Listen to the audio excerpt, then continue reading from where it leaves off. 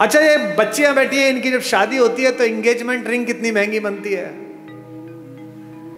सीता की engagement ring कितनी महंगी होगी, लेकिन जब केवट के सामने भगवान राम बिना पैसे के खड़े हो गए कि उतराई देने के लिए कुछ नहीं है, और केवट ने कहा ऐसे तो जाने नहीं दूंगा, पैसे दो, उतराई तो देनी पड़ेगी, तो पति का अपमान ना हो जाए, पति यहां संकट में ना लगे, सीता ने चुपचाप अपनी अंगूठी उतारी और राम के हाथ में दे दी कि ये दे दो। गोस्वामी जी ने लिखा, पियसिय की ही जानन हारी, मुदित मगन मणि मुंदरी उतारी, मणि उतार कर दे दी। ये सीता है, ये सीता सिखाई गई थी, ये सीता घर घर में सिखाई गई थी। इसीलिए हमारी माएं, हमारी नानियां, हमारी दादियां कम में काम चला लेती थी। आज क्या हो गया, कम हो गया तो झगड़ा हो गया, पति की नौकरी 4 साल नहीं लगी तो तलाक हो गया, पत्नी की नौकरी छूट गई तो झगड़ा हो गया। इसका मतलब क्या है, सुख साधन पर केंद्रित कर दिया। और यहां बैठे हुए धनी लोगों, सुख साधन में है ही नहीं। तुम्हारे ऑफिस में जो 15,000 रुपए में बाहर खड़े होकर सफाई करता है लड़का, जो तुम्हारी गाड़ी पर पोछा मारता है, किसी दिन कलकत्ता में आसमान में हल्की बारिश होती है, साइकिल से वापस जाता हुआ बाजार से पाव भर बेसन खरीदता है, पाव भर प्याज खरीदता है, आलू खरीदता है, एक छोटी सी बोतल में 200 मिलीलीटर तेल सरसों का लेता है, और पत्नी से कहता है मौसम बहुत अच्छा रहा, पकौड़े बना ले। वो स्टोव पे पकौड़े बनाती है, दोनों बाहर बैठकर खाते हैं, और शाम को सोते हुए कहता है यार क्या शाम बीती है, भगवान का धन्यवाद, क्या अच्छा मौसम है, क्या बढ़िया हो। और तुम पेरिस जाकर भी सुखी नहीं हो, तुम लंदन की ऑक्सफोर्ड स्ट्रीट पे शॉपिंग करते हुए खुश नहीं हो, क्योंकि तुम डेपुटेशन पे दुख को भेज रहे हो। दुख हो गया है, थोड़ी मार्केटिंग कर लूं शायद कम हो जाएगा, दुख हो गया है, थोड़ा मेकअप करके एक सेल्फी ले लूं शायद कम हो जाएगा। ये जो फेसबुक पर, ट्विटर पर, इंस्टाग्राम पर बहुत हंसते मुस्कुराते चेहरे हैं, इनमें से अधिकांश की जड़ें खोखली हैं। इसीलिए ये आत्महत्या करते हैं, इसीलिए ड्रग्स में गए हैं, इसीलिए शराब में गए हैं। ये राम की कहानी आपकी जड़ों की आत्मा में यूरिया का काम करती है, आध्यात्मिकता का। ये आपको मजबूत करती है, एक भाई की तरह, एक पति की तरह, एक पुत्र की तरह, एक नागरिक की तरह, भाई भाई के संबंध, भाई बहन के संबंध। अब 2 बहनें हैं इसमें, इस कहानी में। भाई बहन का संबंध ठीक ना हो तो गड़बड़ हो सकती है। एक बहन है शूर्पणखा, जिसको अपने बदले की चिंता है, भाई के नाश हो जाने की चिंता नहीं है। मेरा बदला पूरा हो जाए बस। वो ये नहीं कहती कि मेरा अपमान किया, वो ये नहीं कहती कि मैंने नीचतापूर्ण व्यवहार किया, वो कहती है कि मैंने बताया मैं तुम्हारी बहन हूं, इसके बाद मेरा अपमान कर दिया। और उसकी तो बीवी बहुत सुंदर है, वो जंगल में क्या कर रही है, वो तो भैया आपके पास होनी चाहिए। ऐसी बहन देखी है कोई जो अपनी भाभी के रहते बाहर की किसी औरत का वर्णन करे कि इससे अपना लो? इसका मतलब वो बहन ही दुष्ट है, उसने अपने भाई का नाश करा दिया। एक सीता है, सीता का भी एक भाई है, आपको पता है? जब अशोक वाटिका में माता बैठी हुई है तो रावण आता है उनसे मिलने, रोज आता है, कहता है मेरा प्रणय प्रस्ताव स्वीकार कर ले।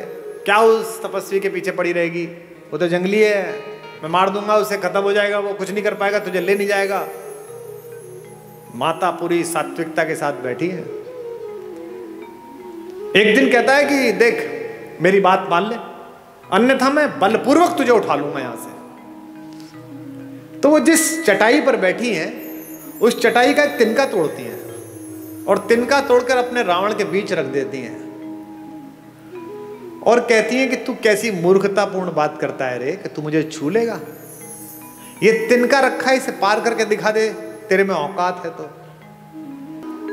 एक वैज्ञानिक सोच वाली युवती ने मुझसे पूछा कि क्या कुमार विश्वास जी आप भी कैसी पोंगा पंडितों वाली मूर्खतापूर्ण बातों की समर्थन करते हो?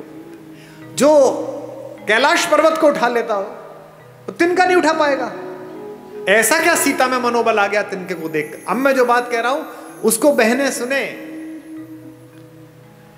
एक लड़की अपने पति के साथ भी इतना सुरक्षित अनुभव नहीं करती इतना भाई के साथ करती है। क्यों? सीता भूमि से पैदा हुई है, सीता का नाम है भूमिजा, और तिनका भूमि से पैदा हुआ है। संस्कृत में उसे कहते हैं भूमिज, वो तिनका नहीं है। वो सीता का भाई है। सीता कहती है मेरे इस भाई से निपट ले, पति से तो बाद में निपटना, वो तो बाद में आ जाएगा, पहले इस भाई से निपट। एक तृण धरकर कहती है, उसकी ओट में बैठकर कहती है वैदेही, तृण धरि ओट कहत वैदेही, तृण धरि ओट कहत वैदेही, सुमिर अवधपति परम स्नेही, तृण धरि ओट कहत वैदेही, सुनिर अवधपति स्नेही। एक बात आपको बता दूं मैं, जिस दिन आपको अपने पिता की बेटी से अपनी बेटी ज्यादा अच्छी लगने लगे, उस दिन समझ लेना कि अमंगल की तीर्थ यात्रा प्रारंभ हो गई है।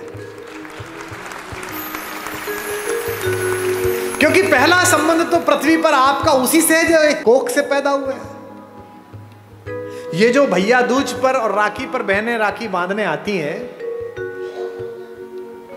हम क्या समझते हैं कि ये एक त्योहार मनाने आती है? नहीं, ये उस भाई में अपने माता पिता का मंगल ढूंढती हैं।